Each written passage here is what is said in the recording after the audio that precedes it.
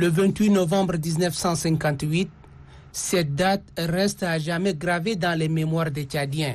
C'est à cette date, soit exactement 64 ans, que le Tchad fut proclamé république.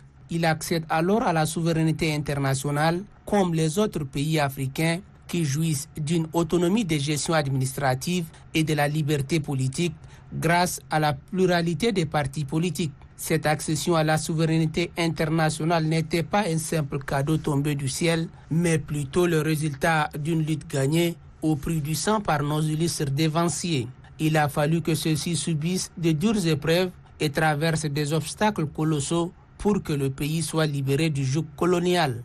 D'abord, la conférence de Berlin en Allemagne, où les grandes puissances européennes se sont réunies pour décider de la répartition territoriale de l'Afrique. Ce fut un moment décisif pour la France qui a scellé le sort du Tchad parce que disposant les ressources naturelles qui forçaient déjà l'admiration des colonisateurs.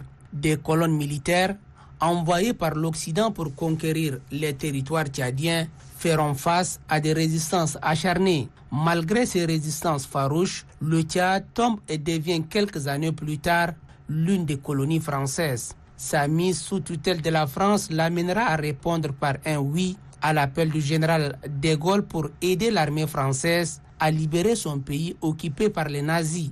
Cette décision courageuse, d'ailleurs saluée par la France, sera aussitôt suivie par celle qui sera prise par d'autres pays d'Afrique centrale, notamment le Cameroun, la RCA, le Gabon et le Congo. Cet acte viendra une fois de plus contribuer fortement à la consolidation et à la pérennisation des relations naissantes entre les deux peuples.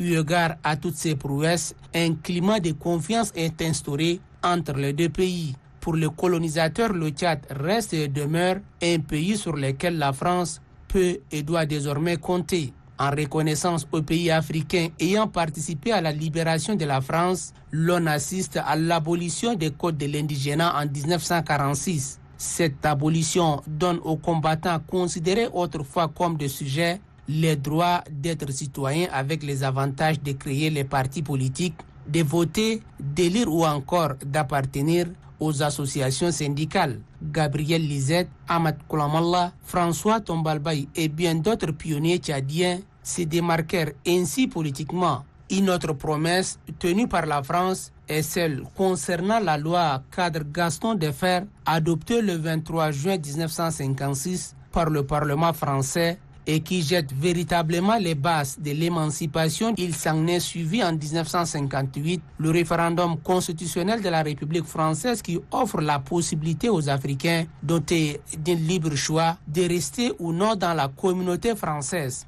Une proposition accueillie avec ferveur par tous les pays d'expression française, dont le Tchad, à l'exception de la Guinée de Sékou Touré. Juste après l'Assemblée territoriale, qui existait, fut érigée en Assemblée nationale, toujours grâce à la loi Gaston Defferre, et c'est cette législature qui a eu le privilège de proclamer le 28 novembre 1958 la jeune République du Tchad.